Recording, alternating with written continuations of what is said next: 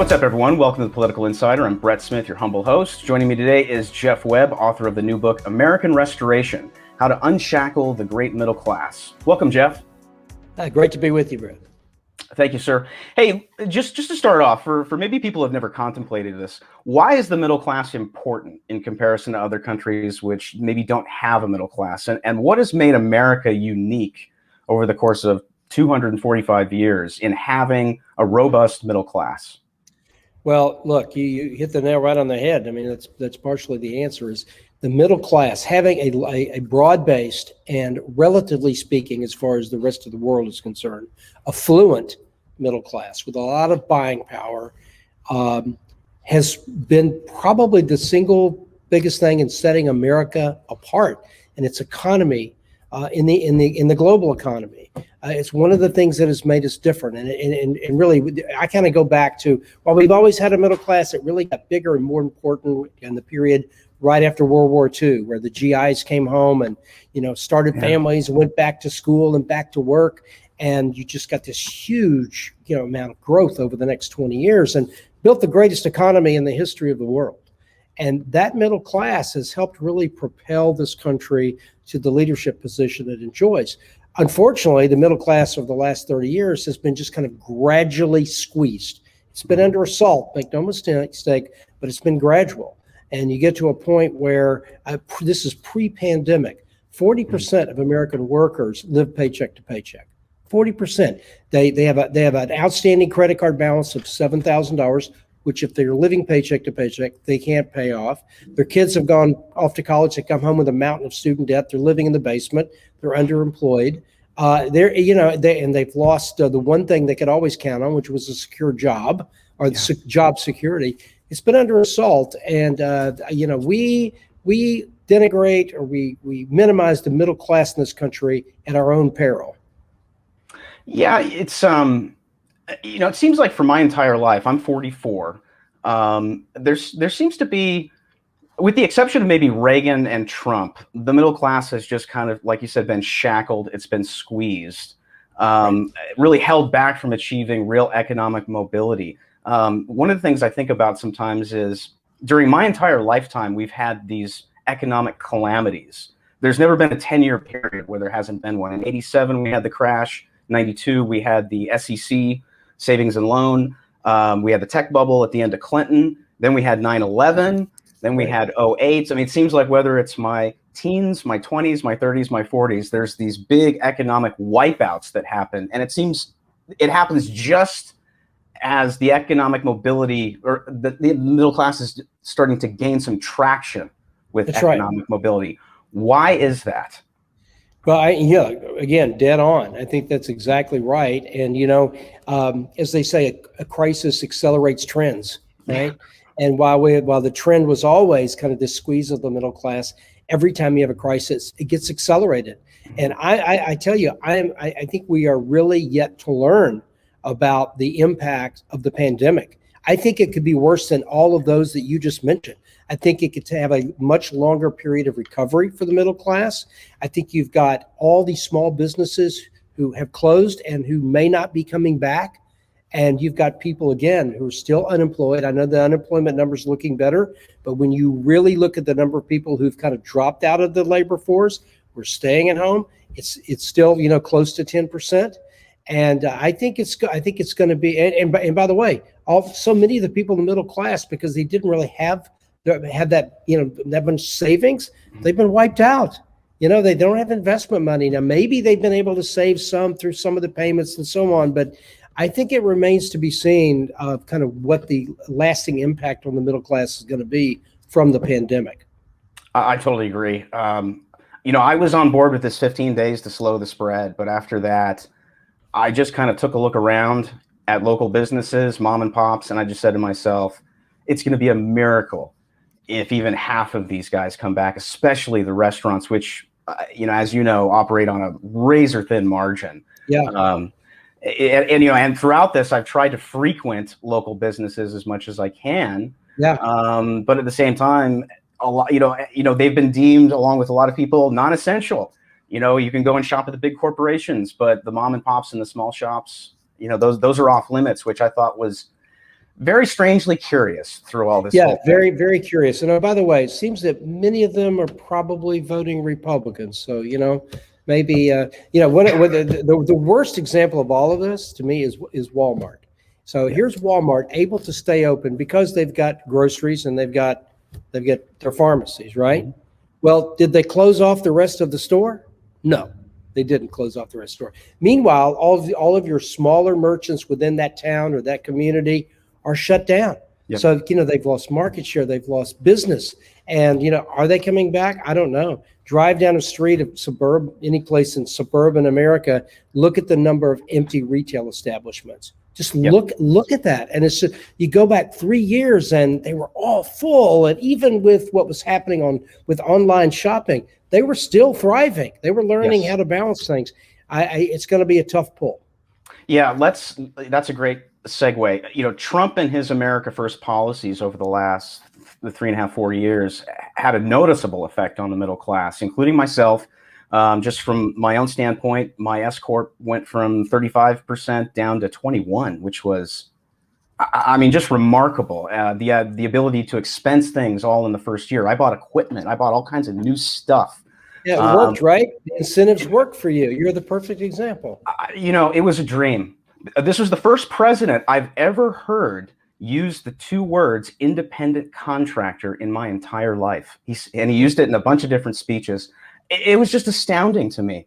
And this all coming from, kind of a left of center guy, throughout my whole life. I've known Trump since the 80s as a builder, basically. And then he's been kind of had these different iterations of his career over the course of time. But, his America First and MAGA policies, that philosophy, is that the future for the middle class and a roadmap for success for Republicans going forward? Yeah, I think it is. I think this whole question of which way is the party going to go? Is it going to return to kind of the traditional neoconservative wing, if you will, or is it going to be the more populist wing? I think that battle's over. Maybe there are a few vestiges of support, but I think that there's no question that the populist aspect of the party is what's going to survive, and it's look at this great realignment we've had, right? Mm-hmm. I was actually having a conversation with your buddy Chris Barron earlier today, and we were talking about these, which I hope we get to in a little bit, kind of all these woke CEOs and what's happened to our companies. But hey, it wasn't that long ago when we thought of the Republican Party as the party of business, right? That party of, and even the party of wealthy business people. And the Democrats were the party of the working folks, right? Mm-hmm. That's been completely turned upside down. And it didn't take that long. But make no mistake, that's the way it is now. Not long at all. I couldn't believe that. I don't expect Richard Trumka and these guys to come out and, Jimmy Hoffa Jr. to come out and, and praise Trump. But I got to believe that a lot of those union guys were just looking at what this guy was talking about from the standpoint of them getting gainful employment and new projects and new jobs, and it just being kind of wide open for the future, which, business is always looking for some kind of certainty. That's how we gauge risk versus reward. And when you look at that and you look at him saying, hey, we're going, full bore on, drilling and the Keystone Pipeline. To a union, you've just got to be like, all right, sounds pretty good to me. And we're going to battle for American jobs, and we're going to try to improve our trade policies that have been responsible for shipping millions of American jobs overseas. Yeah, he became the champion of those people. I don't think that's going to change. Well, and speaking of shipping jobs overseas, when you've got a corporate income tax rate at 35%, China's is at 25%, we go down to 21%, doesn't that help bring American jobs, or at least create American jobs rather than shipping them to another country with a lower tax rate? Certainly makes us more competitive. Right. Corporations, just like what you were talking about your own business, Brett, it's like corporations are going to say, well, I can either take this marginal tax rate here and send it to the government, never to be seen again, by the way, or I can take that money and invest it in my employees and in new equipment and new technology and invest it in the future, which help expand their company and then in turn expands our entire economy. I'm listening. I was reading, but Janet Yellen in her article today in the Wall Street Journal, and she's talking about this minimum global corporate tax. And it's like, do you really think countries like Ireland and so on are really going to cooperate with that? No. The global economy consists of countries being competitive. So I think that's a pipe dream, and I think it's just a front for trying to raise taxes here. I think it's a huge mistake, and I think that people are talking about raising taxes to help pay down the debt. I think raising taxes, that we've seen time and time and time again, suppresses economic growth. If you suppress economic growth, you're not going to have tax revenues. So I don't know. I mean, how many times do we have to go through this to learn, right? That lower taxes, a more efficient government mean an expanding economy. Yeah, it's just kind of academic at this point, this argument. And then when you look at the revenue that those tax cuts yield to the federal government, it was record. It was a record over the last 3 or 4 years. They've never seen revenue like that flow into the Treasury. That's right. That's right. But it was astounding. Yeah. So they spent it all, and then we found a good way to spend it, apparently, and and certainly that hasn't changed in the last few months, has it? I mean, it's really unbelievable the amount of money that we're spending, and how we're spending, or we intend to spend, and what it's doing to the national debt, which is another thing we can talk about. Yeah, that's another good segue. Talking about your book, how do we better unleash, or as you say, unshackle the middle class? You talk about how we need to end political corruption, endless foreign wars, and also how big is bad. I'm looking forward to tackling that, that chapter, because, big corporations, as we were talking about, have only gotten bigger and more powerful, especially over the last year. How does any of that benefit the middle class? It really doesn't. Time and time, again, it doesn't. And all these things are, they're all connected. I talk political corruption is the root of almost all of our problems when you get right down to it. And the more I got into this, again, as you know, I had a business crash. Started a business when I was 24, and I started my apartment, and I built it into a pretty significant company. Multi-billion-dollar company. And I just wanted to get that detail in there for our viewers.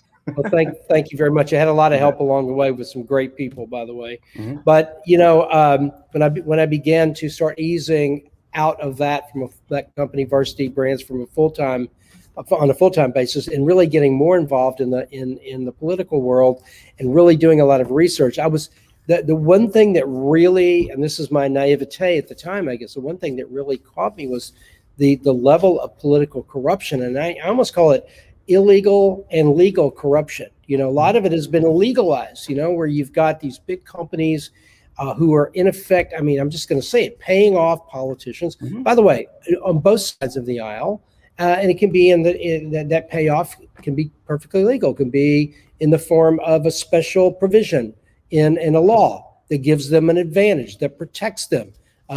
Big tech is the perfect example of this. You got a company like Amazon.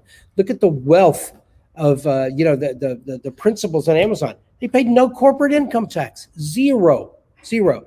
Something is tragically wrong when that's what's happening here.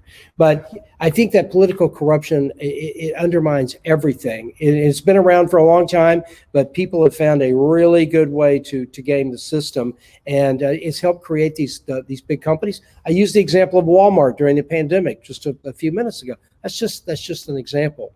But we see it everywhere, and when it comes to big tech, the big problem, and that the way that space has been monopolized by several companies. Yet the problem you have is that that's the way we communicate with each other in this country. And when you start monopolizing the ability of people to communicate, and you put that power in the hands of a very few number of companies, look what happens. They get the advantage. They think they've got the power, and they're squeezing individual liberties in this country like there's no tomorrow. So the biggest bad part of my book is all about the effects, the negative effects on our society of companies that get to this point, and we allow them to do that. Yeah, look at Too Big to Fail. We enabled this. And as they say, nobody went to jail during that, right? It reminds me of that movie, The Big Short, where at the end.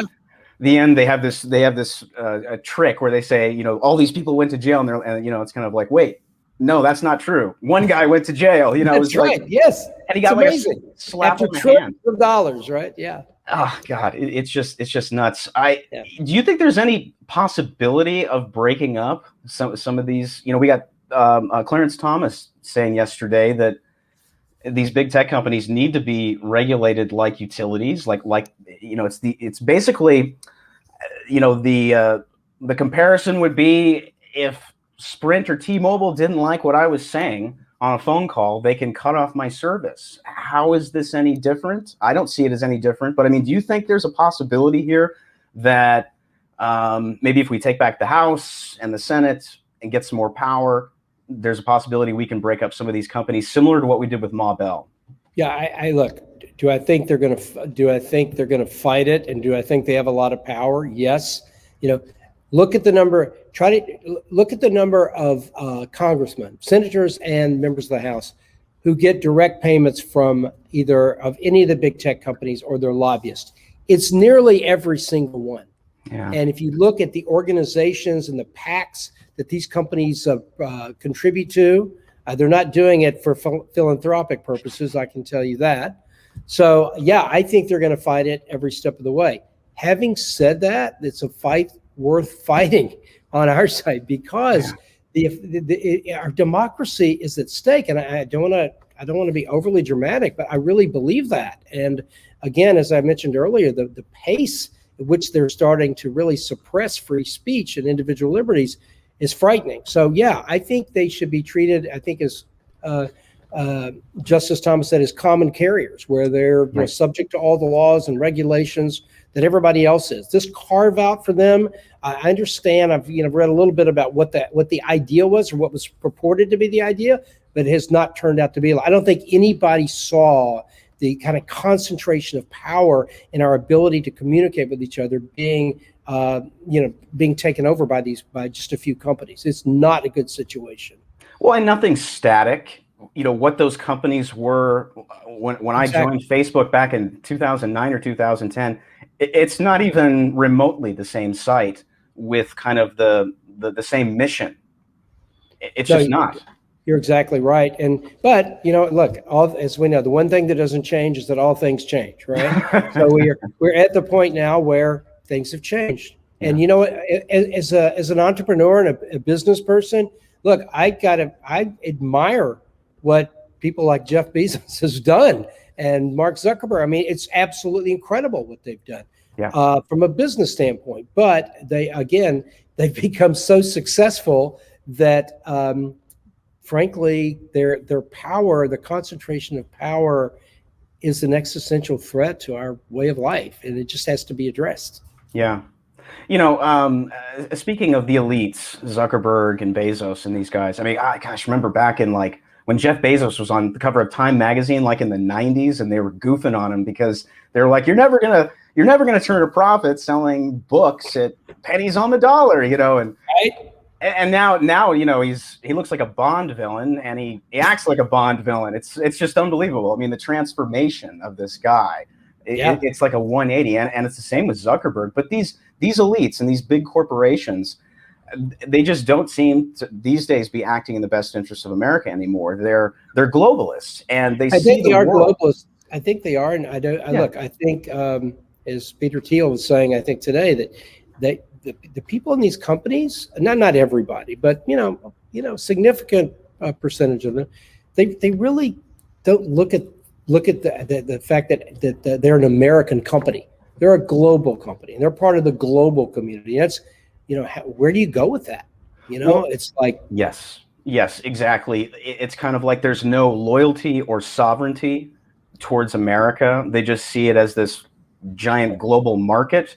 And I'm thinking to myself, you know, I'm all for free markets and capitalism, but it can't just be about the bottom line. It's got to have some kind of a conscience behind it. And if it doesn't have a conscience, then, you know, it's just kind of free to run wild. And I think that conscience should be aimed at bolstering America and bolstering and reinforcing the middle class. Exactly. How do we steer these companies back into being more America first and having, the importance put on America first. I just like to see businesses be looking to help America first, and then maybe outsource if there's no other alternatives. Why is that so out of fashion? Is it just?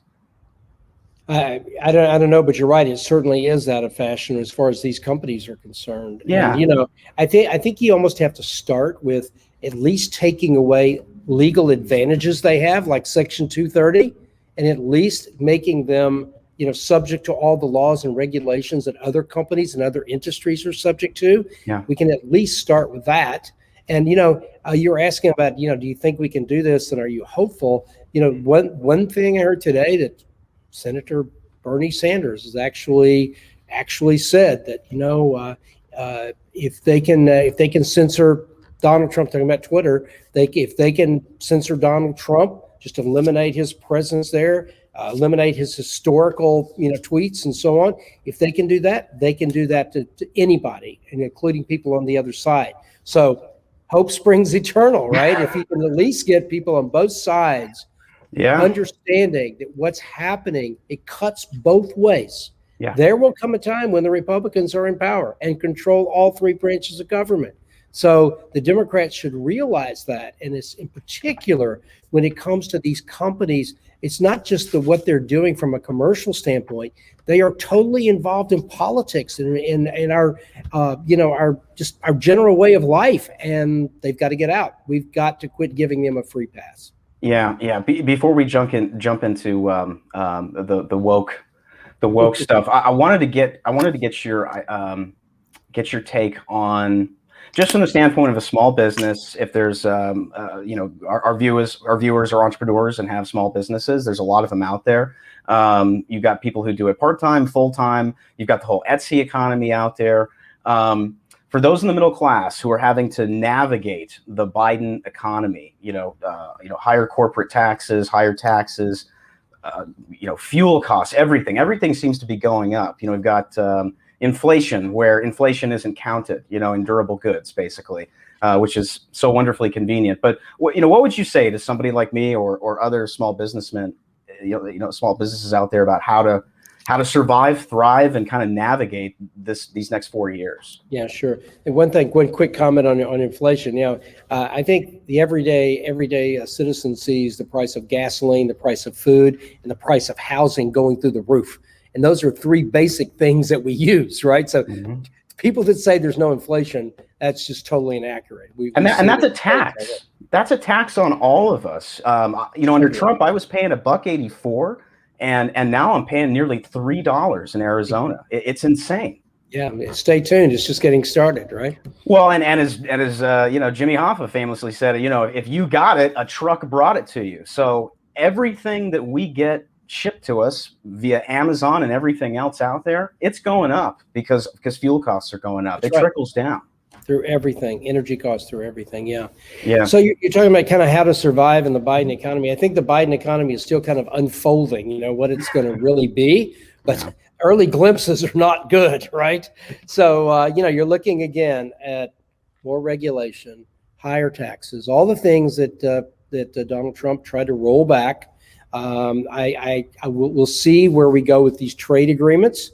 I'm skeptical that they will continue to hold the line. These big companies that we've been talking about, not just the tech companies, but just the large companies that are pretty much controlled mostly by more woke CEOs, are in favor of foreign labor. They really, I'm not saying they do it on purpose, but they don't seem to be that concerned with shipping jobs overseas and what it does to the middle class and many of the working families in this country. So I think it's gonna be a challenge, and I also predict that we're going to start seeing the break sooner than some people think, and you may see that in hiring.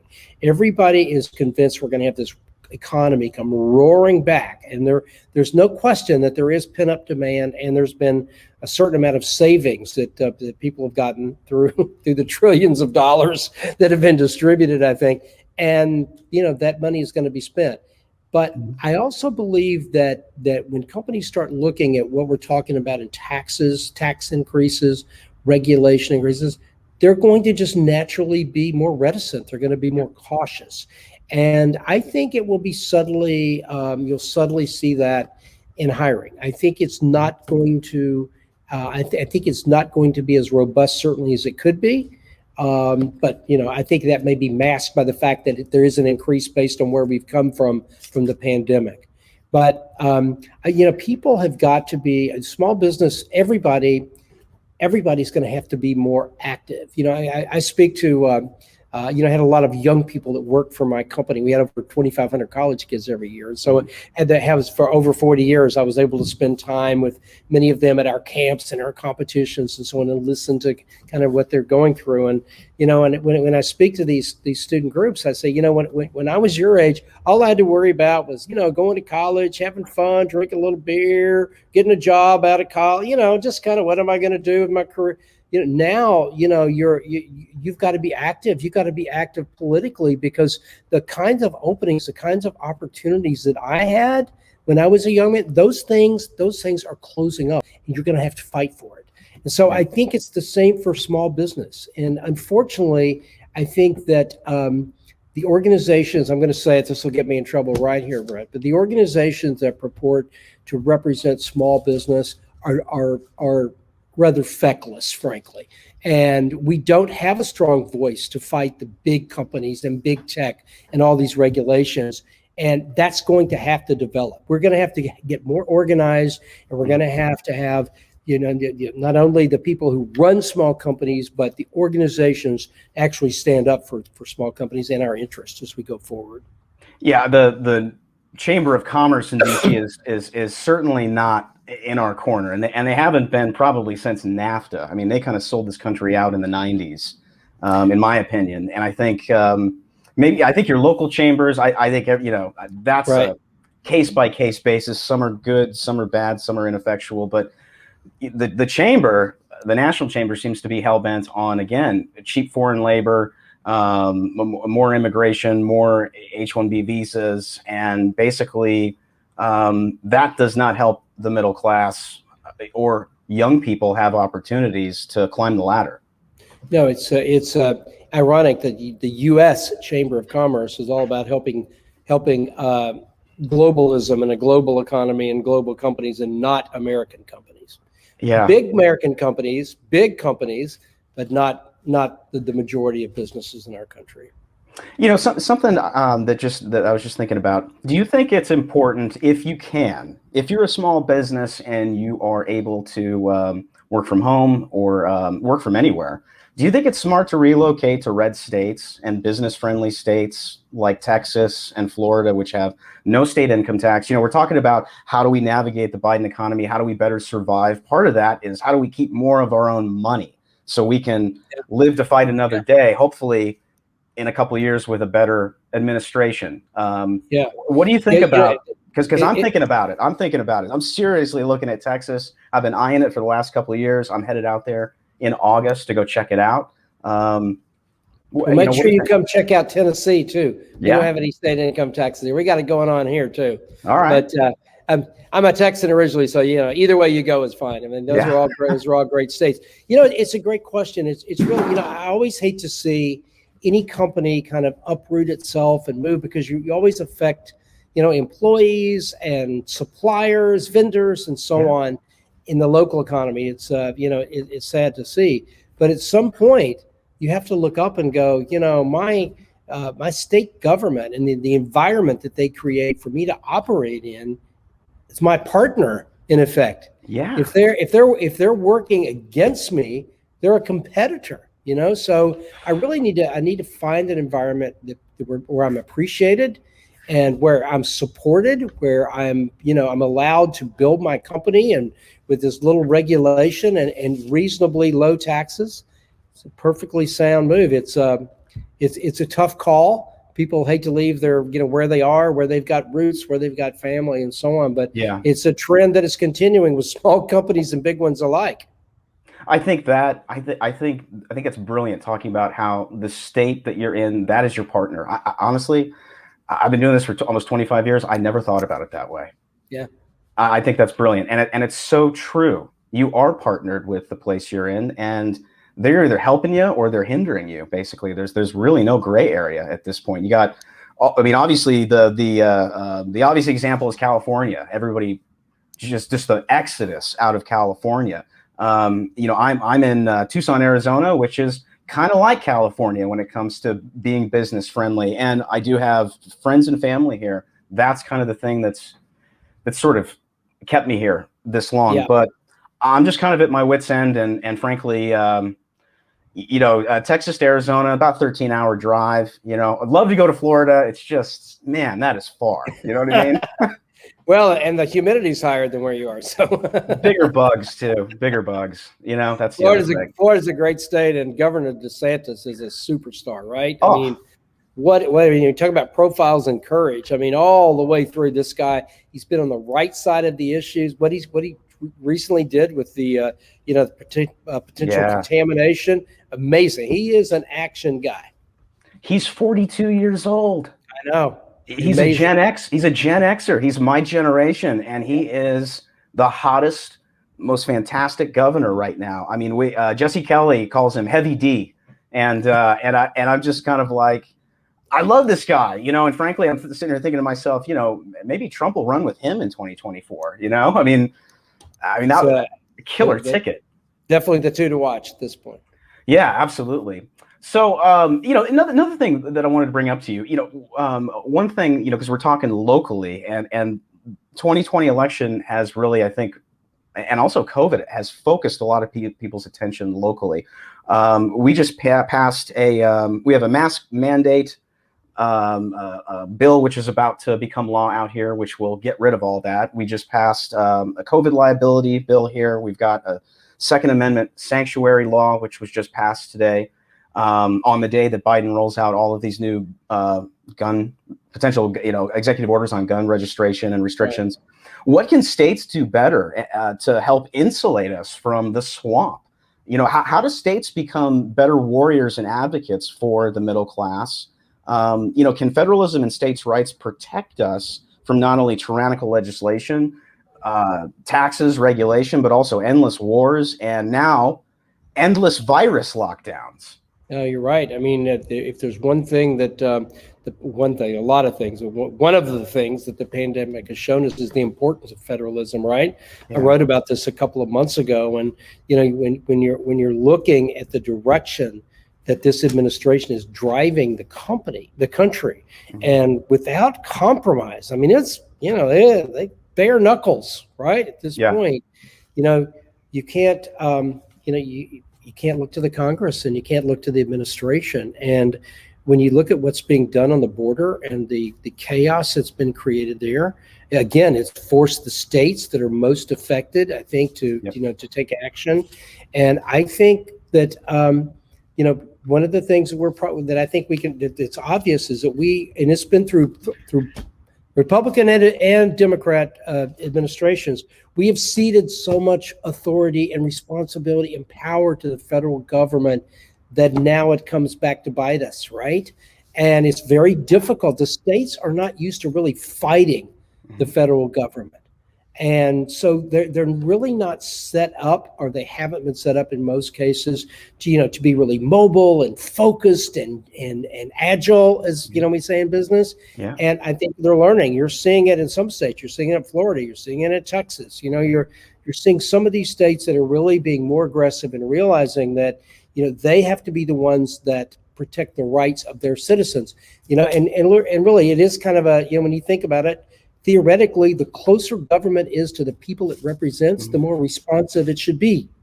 So, there was a time when continues. And yes, I'm sorry. It made me think of Reagan talking about the elite few in a far distant capital that think they know better than you. There used to be a time where the decisions made there didn't really affect small town USA or small businesses. It was just kind of, and that attitude of live and let live. If it doesn't bother me, then I don't really care what goes on there.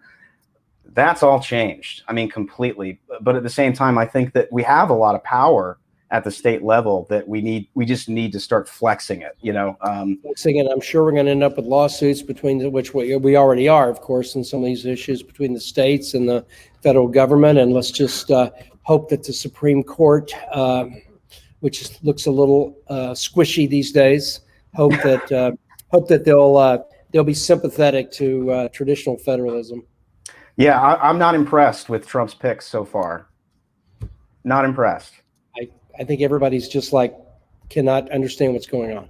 Yeah, yeah, it is. It is alternate reality. It's like a complete Twilight Zone. So let's something before we talk about woke supremacy. What do you think about this talk of a global reset? I keep hearing this word from elites and from even Biden was talking about it. Anytime I hear global, I'm thinking to myself, okay, that's trouble. But we talked about a global corporation tax, and all this is kind of tying into some kind of like. And I don't want to be, and I'm not a conspiracy theorist. I don't own a tinfoil hat. I just keep hearing this word, and it's got a red flag. It red flags for me. Yeah. I think it's absolutely real. When you say global reset, that scares the hell out of me. I mean, what all are they going to reset, right? And probably it's not going to be in our individual interests, whatever they reset. I'm not impressed so far. It's what's interesting to me, Brett, is that over the last few years, you saw this kind of momentum toward populism and even nationalism to some extent. Beginning, I think, with Brexit. Frankly, Yes. I tell people that said, don't forget about Nigel Farage. I mean, that's kind of where this whole movement, the modern populist movement, in my opinion, if you really trace it back, I think that's where it's all started. Mm-hmm. And certainly Donald Trump picked up the mantle. Steve Bannon helped him understand it, I think, a lot. Yeah. And we are where we are. But now, with what's happened recently, is, again, maybe it's the pandemic. I mean, would Donald Trump have lost the election if there wasn't for the pandemic? Probably not. Yeah, probably not. And so I think that maybe the trend continues. Maybe it's a temporary setback, but I think that you really are beginning to see kind of two schools of thought: the globalists and those people who still believe in the nation state, and individual rights. And I don't think there's any putting the toothpaste back in the tube on MAGA and America First. And Chris and I have talked about this a lot. He likes to say that the monkeys are out of the bag. And it's true. I don't see this populism thing, because I saw it with the Tea Party, and then obviously with Brexit. And I just look at the EU and I think to myself, do these global elites want some kind of like global EU over all countries, like just another giant layer of bureaucracy and micromanagers? Because just watching what Britain went through and just being able to kind of break that stranglehold and why. That should, give cause for all Americans to kind of say, this is not a good idea. Again, we need to divert back to American sovereignty, America first, and doing what's best for America. Because frankly, that's what every other country does. You're exactly right. And, it's interesting, I think, when you kind of look at the example of the EU and globalism, kind of the first real, test, unfortunately, after Brexit came down to the pandemic, right? Yeah. And how are people going to handle it? And then as part of that, the distribution of the vaccine. And as we've seen, the British, being unshackled from the EU, have done a much, much better job in distributing the vaccine. Better than we have done here, by the way. Yeah. And in the EU, just mired in bureaucracy and, that's just, they're in trouble, they're in trouble. So again, I think it just goes to show you, back to our premise, that government closest to the people is usually the most effective. So, so hopefully this kind of, the battle between globalism and kind of our more populist sort of approach, hopefully it turns out the way we want. But people are going to have to fight for it. That's for sure. Well, let's segue into culture, because the left have subverted every institution in America from the standpoint of taking control. You've got all these, it started with the 60s radicals and the intellectual burnouts. They got into power. And we're talking about the school board. These are positions that we largely overlook, but they have huge, dramatic tidal wave effects on our kids and how we live locally. Everything's just kind of infected with leftists, largely except like AM radio, Hollywood, big tech, big corporations now. The educational education's like the worst. I live a mile from the University of Arizona, and these are 4-year summer camps, which just brainwash kids. It's really striking. Coming from entertainment, I've seen it myself, just kind of working behind enemy lines, and it's no different in education. These are the same people largely running it. We've got really unbelievable. Charlie Kirk is a good friend of mine, and I've spoken with him a couple of times at a couple of different events. And when he's not speaking to students, he's speaking to more older people. One of the things he asks, having with all this experience at college campuses, one of the things he asks is, he says, how many of you support through donations your alma mater? And of course, the feeling is, yeah, I do that. I support it. And people raise their hands. The media says, don't ever do that again. And they're just like dumbfounded, right? And then he goes on to explain the percentage of professors who are professed liberals, far left liberals, the suppression of free speech and divergent ideas on these campuses. And it's not like your mother's university, it's not. No. And people are surprised, but again, I go back. We seem to be talking a lot about the pandemic, but I go back to the pandemic in school boards. One of the things that's come out of the pandemic, which could eventually be helpful, is that we have seen the power of the teachers unions. We've seen how woke some of these local school boards are, because parents want to get their kids back in school, and they've seen these entities as being obstructionists, right? Mm-hmm. And so to trying to get their kids back. So now people are, like you're saying, they're looking at this, they're going, we're not going to stand for this, we're going to get involved, we're going to take control of our own situation here, and maybe the needle moves some. I think you got to start out with just shining a light on some of these things that exist they're so harmful.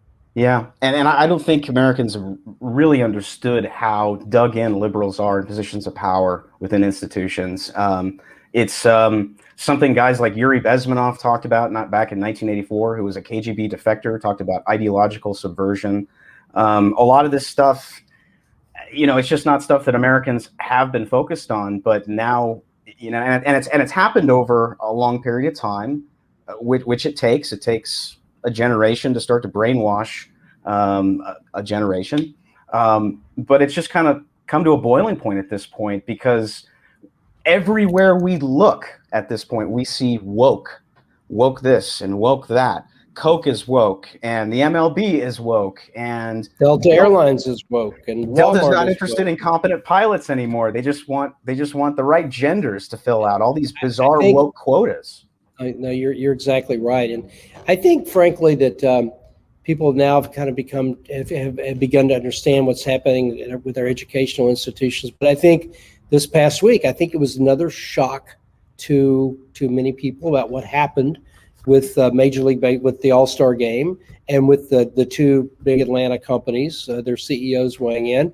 And again, we go back, we were talking earlier about the parties where they completely switched, and most people think that, that CEO of that company's got to be a Republican. Well, the odds are, if it's a big company in this day and age, they're not a Republican.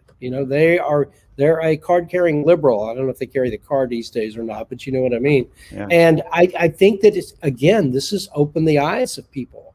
And when you get to baseball, you're hitting home, right? And I think when people finally get to the point where even their sports and recreation and things that they do for fun are affected like this. And I think this is the thing in Georgia with baseball is especially egregious because, and with those two companies as well, because, the legislature is elected by the people of Georgia, right? They made these laws. So, but what you're saying is you're putting by what these CEOs do is put a finger in the eye of the people in their own state. And I guarantee you it's probably at least 50% of their employees and probably more than that of their customers. And it's just another level in this whole kind of, wokeness that people are understanding how harmful this is and where this can lead. And all it's doing is dividing our country. That's what it's doing. And it's got to stop. I mean, baseball, I would argue, is maybe more conservative than football. And they went after football for a reason. All these cultural Marxists go after these things, these institutions, that largely because we love them. We hold them in high value because they're a part of our culture. They're part of our cultural identity. And you subvert them from within, and then they kind of rebuild them in their own sick, twisted, woke image. And it's like when you think about Coca-Cola, this is like to me, and most people think it's just pure Americana. It's Norman Rockwell and Santa Claus. It's Max Headroom in the 80s with Catch the Wave. It's all of these pop culture icons, and it's truly Americana. It's not anymore. These are globalist companies, like we were talking about. They're not really interested so much in American drinking Coke or watching baseball. They want a billion Chinese people watching baseball and drinking Coca-Cola. That's what I mean. The MLB just signed a deal with China, did it not? Yes, and by the way, I think they're also doing some exhibition games in Cuba, where you got people locked up in jails for their own kind of political feelings. And again, this incident in particular, it's wrong in so many ways. The hypocrisy is stunning, as you're saying. So we're okay to be in business with the Chinese government and with what's going on there, and then we're okay to be doing things in Cuba, and we're doing this. We're making this statement, and we're pulling this game that's going to affect. Who do they think it's going to affect? It's going to affect the small businesses, the people who are working in hospitality and communications and hotel. All these people, that's who's going to be affected. That's what they've done. Meanwhile, the commissioner of baseball, who I believe is a member of Augusta National, I'm sure will be at the Masters this weekend. Oh, that's in Georgia too. So I think really, if you want to really be consistent and be a profiling courage, I'd like to call on him right now to resign his membership from Augusta National and be consistent with his outrage. Let's see how that goes. I think in light of the Redskins changing their name, the Masters should probably change their name. I mean, that term Master is just so racist, I mean, if we're just going to go full woke, let's be consistent, frankly. Yep. I'm sure it's coming. This, everything is just starting to be like an issue of the National Lampoon or like the Babylon Bee, frankly. Every day, it's almost impossible to lampoon the left, but every day they find new ways of doing it to themselves. We've got, really, Brett, to me, where this all gets back to is, I love Charles Barkley's comment the other day. Me too. I thought it was boom, spot on, right? And we just have to start finding ways for the everyday citizens of this country we've got to quit letting these elitists and these people in these power positions divide us. When you just talk to people about what's important to them and their families, we have so much more in common than we have where we differ. Yeah. But we've allowed this whole philosophy, this woke philosophy, to divide us. So when we speak to each other, when we're around each other, when we work with each other, we're looking at our differences rather than what we share and what we can do together as a team. And it's tragic, but it diverts our attention. It diverts our attention from focusing on what we should be focusing on, which is building the middle class. And like you said, have an affluent, robust middle class in America. We can't do that if we're being pitted against each other and America continues to bifurcate.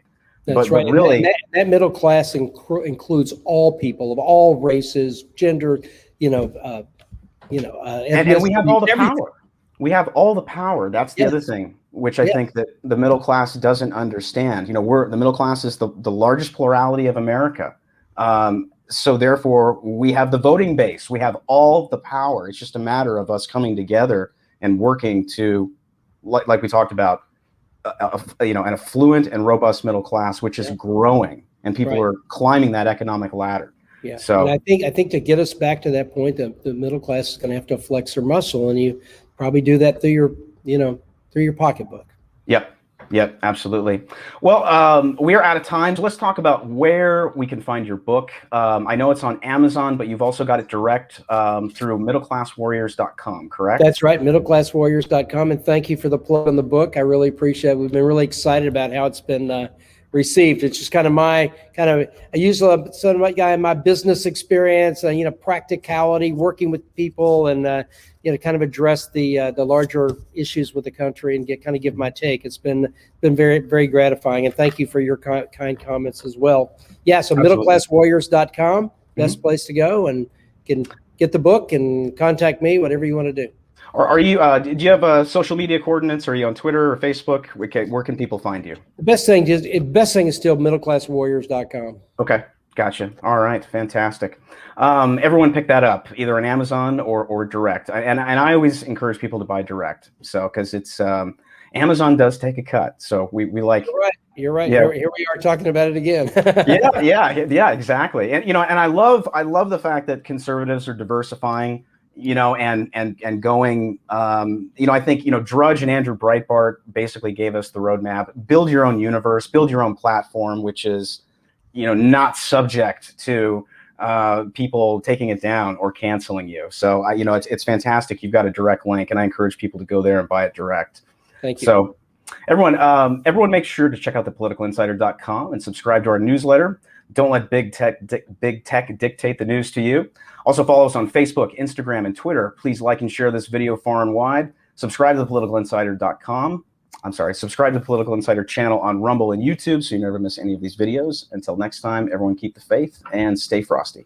And thanks, Jeff. Really appreciate it. My pleasure. Thank you.